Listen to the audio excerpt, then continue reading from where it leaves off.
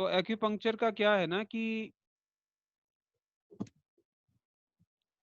Acupuncture, अब एक तो नाम इसका है एक्यूपंक्चर, बहुत सारे लोग कंफ्यूज हो जाते हैं एक्यूपंक्चर क्या होता है, एक्यूप्रेशर क्या होता है। और मैंने देखा बहुत सारे लोग तो डॉक्टर्स भी कंफ्यूज हैं एलोपैथी के, वो एक्यूपंक्चर अच्छा अच्छा तुम एक्यूप्रेशर करते हो, ऐसे ही करते रहते हैं। उनको बोलो नहीं एक्यूप्रेशर अलग होता है एक्यूपंक्चर अलग होता है, उनकी समझ में नहीं आता। तो ज्यादातर लोग यही सोचते हैं कि वो दवा दबाते हैं हाथ पैर में, प्रेशर व्रेशर दबाते हैं उससे इलाज करते हैं, वही होता है सारा कुछ। तो ये बहुत बड़ा कॉन्सेप्ट, 20 साल से यही दिक्कत मैं देख रहा हूँ सबके साथ। वो एक्यूपंक्चर को एक्यूप्रेशर ही बोलते हैं। एक्यूप्रेशर इतना पॉपुलर हो गया, इतना घर घर में पहुंच गया, क्योंकि उसके रिजल्ट इतने अच्छे थे कि अभी ये समझाना बड़ा मुश्किल हो जाता है कि एक्यूपंक्चर नहीं एक्यूप्रेशर, एक्यूप्रेशर नहीं एक्यूपंक्चर। तो एक्यूपंक्चर का मतलब क्या है? एक्यूपंक्चर दो शब्द से मिलके बना है। एक्यू, एक्यू एकस, एकस माने कहते हैं निडल को, लैटिन टर्म है जिसका मतलब होता है निडल, सुई, शार्प चीज। और पंक्चर माने पंक्चर करना। तो किसी सुई से किसी बॉडी को, किसी हिस्से को पंक्चर करने को एक्यूपंक्चर कहते हैं। अब एक्यूप्रेशर में तो प्रेशर नहीं होता, नुकीली चीज से प्रेशर किया जाता है, पंक्चर में पंक्चर किया जाता है। तो एक्यूपंक्चर में निडल से पंक्चर किया जाता है कुछ चुने हुए पॉइंट्स के ऊपर, सेलेक्टेड पॉइंट्स के ऊपर, to get healing benefits results. तो पहले तो ये हमें क्लियर होना चाहिए कि एक्यूपंक्चर और एक्यूप्रेशर दोनों अलग अलग चीजें हैं। हालांकि दोनों बहुत मिलती जुलती हैं और उनसे रिजल्ट दोनों से लिए जा सकते हैं। एक एक्यूपंक्चरिस्ट को अच्छा एक्यूप्रेशरिस्ट भी होना जरूरी है, प्रेशर भी आना चाहिए। ये नहीं कि हम एक्यूपंक्चर कर रहे हैं तो एक्यूप्रेशर क्या करेंगे, हम एक्यूप्रेशर नहीं करेंगे, एक्यूप्रेशर भी करेंगे एक्यूपंक्चर भी करेंगे। तो एक्यूपंक्चर एक स्पेशलाइज्ड फील्ड है, जबकि एक्यूप्रेशर एक जर्नल सी फील्ड है, हर कोई इसको सीख सकता है। एक्यूप्रेशर सेल्फ हीलिंग टेक्निक है, वो हम अपने पेशेंट को सिखा सकते हैं, हमें सिखा भी देना चाहिए कि देखिए ये पॉइंट है, ये पॉइंट है, साइनस के पॉइंट है, इनको दबाइए, आप घर जाके जब भी टाइम मिले इसको दबाइए। लेकिन एक्यूपंक्चर पेशेंट अपने आप नहीं कर सकता। इनफैक्ट कई बार तो एक्यूपंक्चरिस्ट हम भी अपने आप नहीं कर पाते, कुछ जगह पे हाथ नहीं पहुंच पाते, डेंजरस पॉइंट होते हैं, तो हमें किसी की हेल्प लेनी पड़ती है। तो एक्यूपंक्चर और एक्यूप्रेशर में ये डिफरेंस हो गए। तीसरा डिफरेंस एक्यूपंक्चर और एक्यूप्रेशर में ये है कि एक्यूप्रेशर डीप लेवल पर एनर्जी को मैनिपुलेट नहीं कर सकता। जैसे कि अगर एनर्जी को हमें डीपर लेवल पे लगाना है, तो यहाँ लगा दो। अब यहाँ पे Li4 पॉइंट है, अगर मैंने एक्यूप्रेशर करना है तो मेरे को इतना ही प्रेशर कर सकता हूँ मैं, इसके अंदर तक मैं एनर्जी को नहीं टच कर पाऊंगा, क्योंकि हर आदमी के दर्द सहन करने की एक सीमा है और उससे ज्यादा वो नहीं एक्यूप्रेशर कराएगा।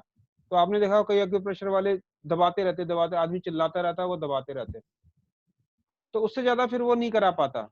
एक्यूपंक्चर में क्या है, डेप्थ आप अंदर तक ले जा सकते हैं, एनर्जी को मैनिपुलेट कर सकते हैं ज्यादा गहराई तक। एक्यूप्रेशर में इसलिए जहां रिजल्ट नहीं आते वहां रिजल्ट एक्यूपंक्चर में आ जाते हैं। जो रिजल्ट एक्यूप्रेशर में नहीं आ पाते पूरी मेहनत करने के बाद भी, वो एक्यूपंक्चर में आ जाते हैं। और एक्यूपंक्चर एक्यूप्रेशर में क्या डिफरेंस है? एक्यूप्रेशर एक सेल्फ हीलिंग मेथड है, याद रखिए, एक्यूप्रेशर कोई स्पेशलाइज्ड मेथड नहीं है। हर आदमी उसको सीख सकता है, कर सकता है, लेकिन एक्यूपंक्चर हर कोई नहीं सीख सकता। उसके लिए जैसे आप लोग पढ़ रहे हैं, पढ़ाई चाहिए, एक ज्ञान चाहिए, नॉलेज चाहिए, उसके बाद ही आप एक्यूपंक्चर कर सकते हैं। पेशेंट अगर चाहे कि मैं अपने आप सुई लगा लूंगा तो वो नुकसान भी कर सकता है अपना, उसको किसी स्पेशलाइज्ड हैंड की जरूरत है। तो ये कुछ डिफरेंसेस हैं एक्यूप्रेशर और एक्यूपंक्चर में। तो acupressure and acupuncture is not the same thing, ये बिल्कुल भी सेम समझने की गलती ना करें। दूसरी चीज ये है कि एक्यूपंक्चर के पॉइंट और एक्यूप्रेशर के पॉइंट भी अलग होते हैं। जिसको हाथ में प्रेशर पॉइंट बोलते हैं वो एक्चुअली एक्यूप्रेशर भी नहीं होता, वो शियात्सु होता है, कई बार शियात्सु कह सकते हैं उसको। तो एक्यूप्रेशर एक्यूपंक्चर के पॉइंट पर ही जो प्रेशर करते हैं उनको एक्यूप्रेशर कहा गया एक्चुअली में, जो लोग निडल लगाना नहीं जानते थे या नहीं लगाना चाहते थे, उन्होंने धीरे धीरे इसको एक्यूप्रेशर कहना शुरू कर दिया और वो एक्यूप्रेशर के रूप में ही पॉपुलर हो गया पूरी दुनिया में। हाथ और पैर में जो पॉइंट करते हैं उसको रिफ्लेक्सोलॉजी कहते हैं, वो एक अलग टर्म है। आपको ये पता होना चाहिए कि रिफ्लेक्सोलॉजी क्या है, एक्यूप्रेशर क्या है, एक्यूपंक्चर क्या है, शियात्सु क्या है। ये चारों पांचों चीजें मिलती जुलती तो हैं, लेकिन हैं अलग अलग, इनके ओरिजिनेशन भी अलग अलग हुए हैं। इसी तरह से सुजोग एक सिस्टम है। सुजोग आप लोगों ने सुना होगा, बहुत पॉपुलर है। सुना है धीरज कभी आपने सुजोग का नाम? जी जी गुरुजी, आप ही के पास देखा था गुरुजी। मेरे पास ही सुना होगा, राम ने भी सुना होगा, क्योंकि सुजोग प्रोफेसर पार्क ने डेवलप किया था, इन्वेंट किया था। प्रोफेसर पार्क जो उन्हें इन्वेंट किया था और मैंने उनसे सीखा था, प्रोफेसर पार्क का ही स्टूडेंट हूँ मैं। तो सुजोग मुझे उनसे ही सीखने का मौका मिला था। तो सुजोग का मतलब ही हैंड एंड फुट होता है। ये 1982 के आसपास की बात है, उसी समय इन्होंने ये डेवलप किया है। तो कहने का मतलब ये है कि ये सारी टेक्निक्स हाथ और पैर पर प्रेशर देने से ही जुड़ी हुई हैं, लेकिन अलग अलग इनके कॉरेस्पॉन्डिंग पॉइंट हैं, अलग अलग इनकी टेक्निक हैं, अलग अलग तरीके से इन पे इलाज किया जाता है। एक्यूप्रेशर के पॉइंट अलग हैं, सुजोग के पॉइंट अलग हैं, बिल्कुल अलग। रिफ्लेक्सोलॉजी के पॉइंट अलग है। अब रिफ्लेक्सोलॉजी के हिसाब से यहाँ आंख का पॉइंट है, ये आंख का पॉइंट है, यहाँ कान का पॉइंट है, लेकिन सुजोग के हिसाब से यहाँ आंख का पॉइंट है। ये मैं बेसिक कॉरेस्पॉन्डेंस कराऊंगा आपको कि सुजोग में और रिफ्लेक्सोलॉजी में क्या डिफरेंस है और किस तरह से प्रेशर दिया जाता है, प्रेशर देने का डिफरेंस क्या है। लेकिन आईज के लिए अगर एक्यूपंक्चर के हिसाब से लगाना है तो फिर हमारे टोटली बदल जाते हैं। ST1 है, GB है, UV1 है, ये सब तीनों पॉइंट हम यूज करते हैं। तो अगर ये तीनों चारों चीजों को, मेथड्स को मिला के यूज किया जाए तो रिजल्ट्स बहुत अच्छे आते हैं। कितना अच्छा होगा कि हम सुजोग के हिसाब से, एक्यू रिफ्लेक्सोलॉजी के हिसाब से, आईज और एक्यूपंक्चर के हिसाब से अगर हम लगा रहे हैं तो हमको रिजल्ट मिलेंगे। और इन चीजों को अलग अलग पढ़ने का कोई भी मतलब नहीं है। इनको एक जगह एक ही कोर्स के अंदर पढ़ाया जाना चाहिए। ये आज नहीं तो कल होने वाला है। आज तो क्या है, 6 अलग अलग जगहों पे जाके पढ़ना पड़ता है। एक आदमी क्या सिखा रहा है, खाली एक्यूपंक्चर सिखा रहा है। दूसरा क्या सिखा रहा है, सिर्फ सुजोग सिखा रहा है। तीसरा सिखा रहा है रिफ्लेक्सोलॉजी। अब ये स्टूडेंट के ऊपर चॉइस छोड़ दी है, वो कितना सीख सकता है। तो वो कई लोग सीख लेते हैं इधर जाके, कई लोग कुछ सीख लेते हैं, कई लोग कुछ यूज कर रहे हैं, कई लोग, और पेशेंट भी कंफ्यूज है, डॉक्टर भी कंफ्यूज है कि कोई कहता है मैं क्या कर रहा हूँ, वो कह रहा है क्या टेक्निक ये कर रहा है, वो कोई क्या कर रहा है। तो मैंने पहली बार कोशिश की है इन सब चीजों को एक जगह इकट्ठा करने की। इसीलिए इस कोर्स को इतना लंबा बनाया गया है, 18 महीने का कोर्स। और इसीलिए आप लोगों से ये उम्मीद की जाती है कि आप कम से कम 6 महीने प्रैक्टिस करेंगे मेरे साथ तो समझे।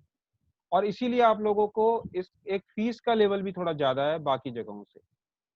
ये सारी चीजें इसीलिए हैं क्योंकि हम चाहते हैं कि आपको एक कंप्लीट पैकेज मिल जाए, एक ही जगह पे बार बार इधर उधर भागना ना पड़े।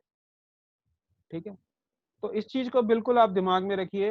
और मैंने कल भी आपको समझाया था कि ये एक्यूपंक्चर नहीं, कंप्लीट एक पैकेज, एक डॉक्टर ऑफ अल्टरनेटिव मेडिसिन आप बन रहे हैं। तो एक्यूपंक्चर की एक छोटी सी हिस्ट्री है। एक्यूपंक्चर का जो क्रेडिट है वो जाता है Shen Nung Huangdi and Fuxi. Shen Nung, Shen SHEN, Shen Huangdi, Huang HUANG, Huang DID, Huangdi and Fuxi HSI। ये 3 इन्वेंटर हैं एक्यूपंक्चर के, शैनू, वांगदी, फूशी।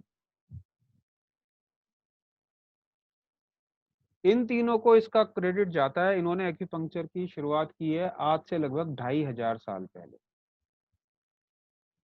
तो एक्यूपंक्चर की शुरुआत लगभग 2500-3000 साल पहले हुई, जब आयुर्वेद का विकास इंडिया में हो रहा था।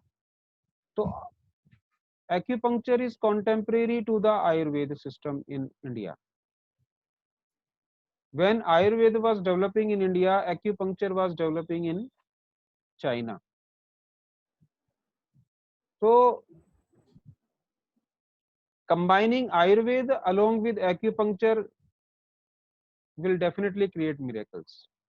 Herbal therapy. Acupuncture basically is a part of traditional Chinese medicine. There's a bigger term. जैसे आयुर्वेद में bigger term है आयुर्वेद।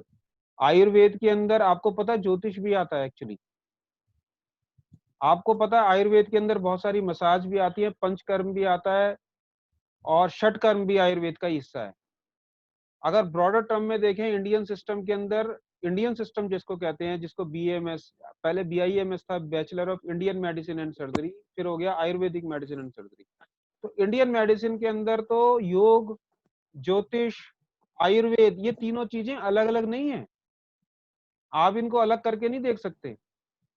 और जिस वैद्य को आयुर्वेद नहीं आता, जिस आयुर्वेदिक वैद्य को ज्योतिष नहीं आता, उसको अनपढ़ माना जाता है, माना जाता था। तो वैद्य को ज्योतिष का ज्ञान बहुत जरूरी है। तो ये इंडियन सिस्टम माना गया है इसको। उसी तरह से एक्यूपंक्चर एक ब्रॉडर टर्म इसके लिए यूज की जाती है, TCM, ट्रेडिशनल चाइनीज मेडिसिन। तो ट्रेडिशनल चाइनीज मेडिसिन के अंदर 4 चीजें आती हैं। सबसे पहली चीज आती है एक्यूपंक्चर, हर्बल थेरेपी। हर्ब्स, जो चाइनीज हर्ब है, चाइनीज हर्ब को यूज करके जो थेरेपी बनाई जाती है। हेलो अभिषेक, कैसे हो? नमस्ते सर। नमस्ते जी। आज हम बिल्कुल बेसिक फर्स्ट क्लास से कर रहे हैं और यस सर। अच्छा है, जो भी लोग ज्वाइन करना चाहते हैं शुरू से वो कर सकते हैं, हमें कोई प्रॉब्लम नहीं है। यस सर, ठीक है। Thank you sir. हाँ, जो लोग भी करना चाहते हैं, बाकी लोगों को भी मैं ग्रुप में डाल दूंगा। आज से पहली क्लास है और एक और स्टूडेंट ने आना था, वो आज आए नहीं है, तो कुछ नहीं कर सकते। तो और किसी ने ज्वाइन करना हो तो इसको करा दीजिए, अभी बढ़िया रहेगा। वैसे यस मैं सर। डाल देता हूँ, मैसेज भी डाल देता हूँ। Yes sir.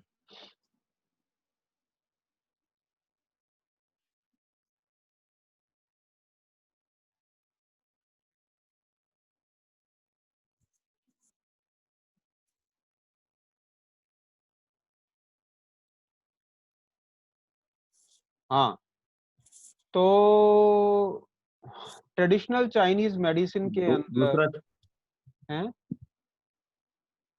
हाँ, नहीं एक नहीं, कुछ तो नहीं, सबसे पहले दूसरा एक्यूपंक्चर है, दूसरा Chinese herbal herb. Herbal therapy है।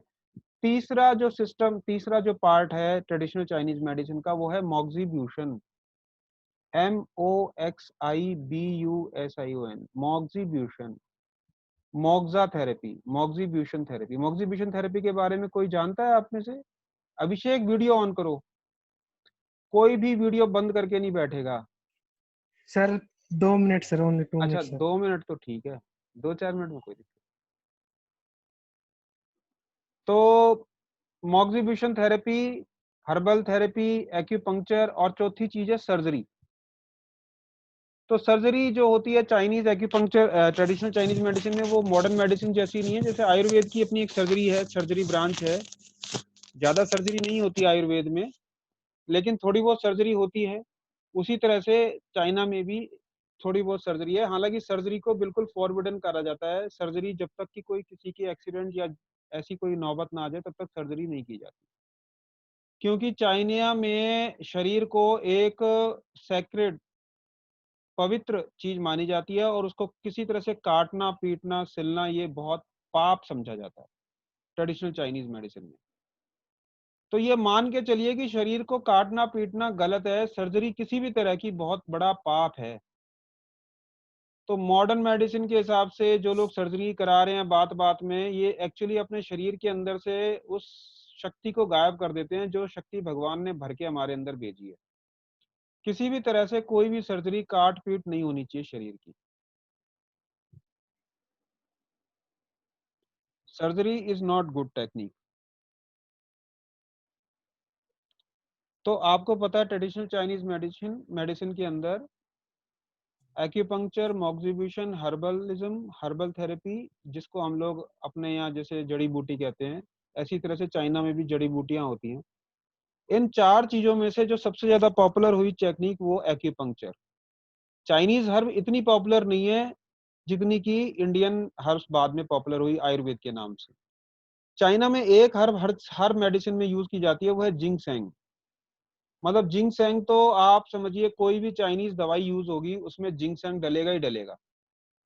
जैसे आयुर्वेद में ऐसी कौन सी थेरेपी दवाई है जो हर किसी को आंख बंद करके दी जा सकती है? अश्वगंधा।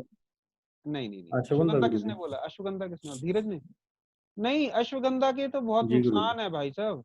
अश्वगंधा के बहुत नुकसान क्या है पता? पित्त प्रकृति के आदमी को नहीं दी जा सकती अश्वगंधा। जी गुरुजी। आप पित्त प्रकृति के आदमी को अश्वगंधा दोगे, थोड़े दिन में पेट में जलन हो जाएगी, वेट बढ़ जाएगा। इसमें एक तरह का ना, जी अश्वगंधा के अंदर एक तरह का स्टेरॉइड होता है। ये स्टेरॉइडल जी मेडिसिन गुरुजी। है। और नींद बहुत, मेरे जैसे आदमी में अपना एक्सपीरियंस बताता हूँ, मैं अश्वगंधा खा लूं, मेरे को नींद इतनी आती है पूछो मत। वो दिमाग को रिलैक्स कर दे। अश्वगंधा नहीं है, एक अच्छी मेडिसिन नहीं है अश्वगंधा। अश्वगंधा उनके लिए अच्छी है जी जिनका शरीर दुबला पतला है, सूख गया है। तो अश्वगंधा के बारे में लिखा है, जी जैसे सूखे हुए खेत में हरिया पत्ते हरिया जाते हैं बारिश पड़ने से, ऐसे अश्वगंधा देने से आदमी का शरीर चमक जाता है। अभी हमारे यहाँ पड़ोस में एक मदर डेयरी पे लड़का, उसका चेहरा बिल्कुल मुरझा गया, ये वो टेंशन की वजह से। तो मैंने उसको थोड़ा सा अश्वगंधा दिया, एकदम जी चेहरा सही हो गया उसका। तो अश्वगंधा का रोल अच्छा है, लेकिन हर किसी को नहीं दी जा सकता। एक ऐसी मेडिसिन है जिसको आंख बंद करके कोई भी खा सकता है, कितने भी साल तक खा सकता है, जिंदगी भर भी खा सकता है। वो दवाई है त्रिफला। वो हर बीमारी में, हर किसी को, हर थेरेपी में आंख बंद करके दी जा सकती है। त्रिफला को रसायन कहा गया है। आप जानते हैं आयुर्वेद में रसायन का जी। क्या मतलब होता है? रसायन किसको कहते हैं? जो उम्र बढ़ाए गुरुजी और जवान रखे हमेशा। हाँ, मटर वगैरह। जो जरा को दूर करे।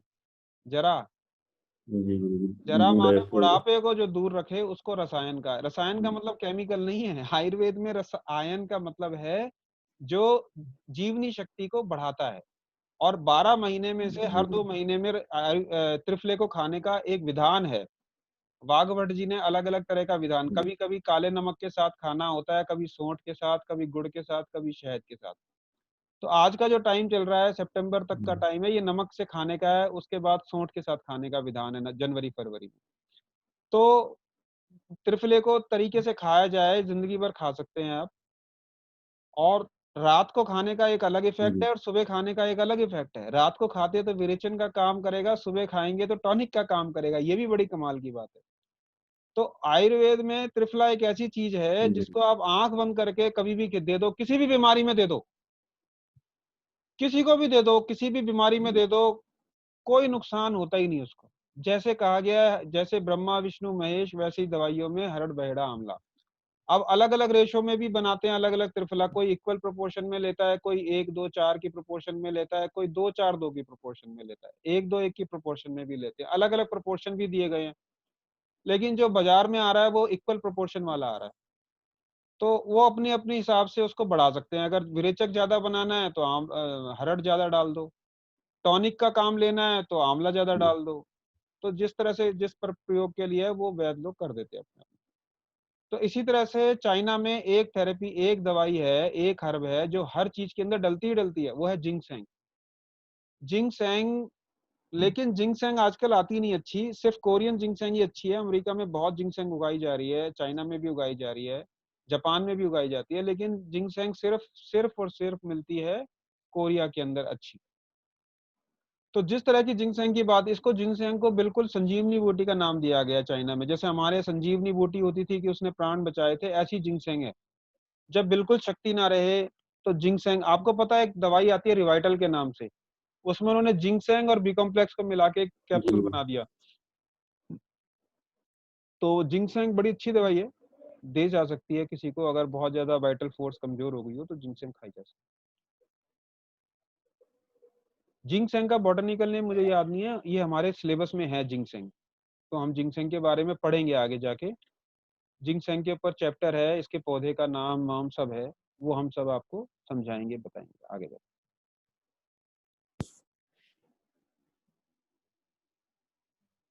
ठीक है। अब जी गुरुजी। एक्यूपंक्चर और मॉक्सिब्यूशन दो इम्पोर्टेंट थेरेपी हैं। और चाइना के दो हिस्से हैं, एक नॉर्थ चाइना, एक साउथ चाइना। एक हिस्से में ठंड बहुत पड़ती जी है और एक हिस्से में ठंड नहीं पड़ती नॉर्मल। जैसे इंडिया के दो हिस्से हैं, नॉर्थ साउथ, अब मोटे तौर पे दो हिस्से मान सकते हो। साउथ में सर्दी नहीं पड़ती। तो साउथ में जो भी थेरेपी डेवलप होगी वो गर्मी, हीट वाली नहीं डेवलप होगी। खाना पीना भी वही होगा, ठंडा ठंडा।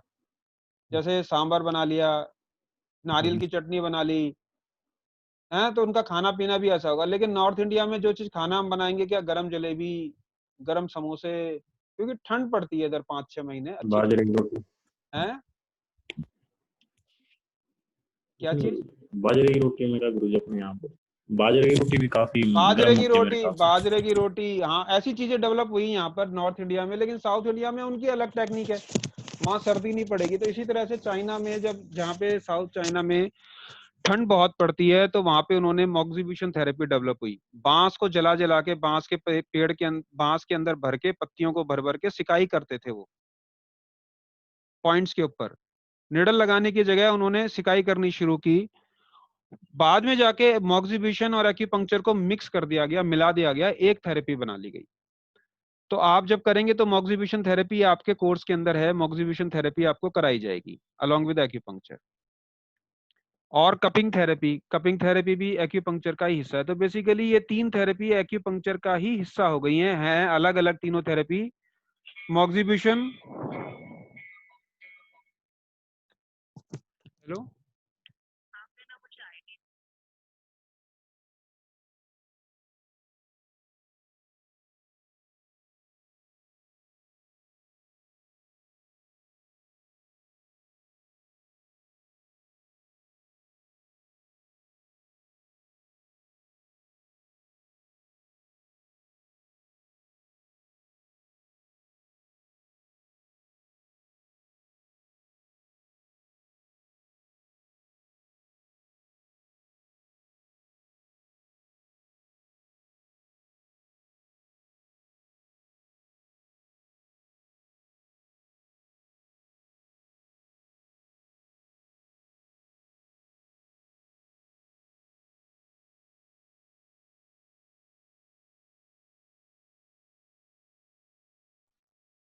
हाँ जी। तो मॉक्सिबुशन, एक्यूपंक्चर और कपिंग थेरेपी, ये तीनों चीजें एक एक्यूपंक्चर का ही हिस्सा बन के रह गई। तो ये सारी चीजें आप धीरे धीरे आएगा तो पढ़ेंगे। 5 लोग कौन आ गए, और कोई आया है क्या? अभिषेक, 1 2, अच्छा। तो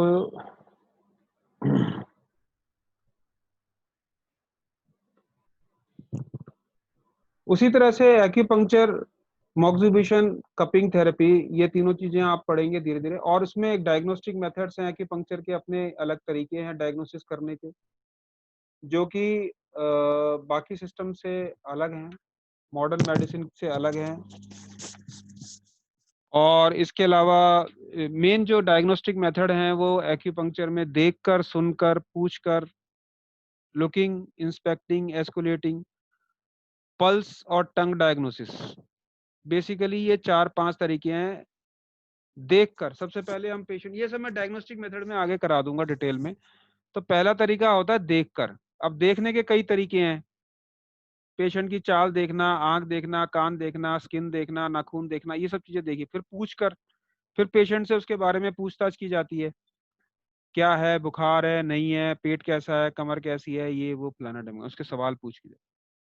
और दबाकर, दबा के देखा जाता है पॉइंट के ऊपर। जैसे पेट में दर्द है तो पेट को हल्के से टैप करके देखा जाता है। ये डायग्नोस्टिक मेथड है। चौथा डायग्नोस्टिक मेथड है पल्स डायग्नोसिस, पल्स को देखना। और पांचवा डायग्नोस्टिक मेथड है टंग डायग्नोसिस। टंग डायग्नोसिस और pulse diagnosis super specialised method हैं, जिसको मास्टरी करने में बहुत टाइम लग जाता है। तो 5-5, 7-7 साल लग जाते हैं कई लोगों को। धीरे धीरे पल्स देखते देखते आपको आ जाएगी धीरे धीरे। मुझे भी आज तक जितनी आई है थोड़ी बहुत ही आई है। मेरे को नहीं पता अभी कौन एक्सपर्ट है पल्स के बारे में, पर थोड़ी बहुत जितनी हम जानते हैं उतना आपको सिखा देंगे।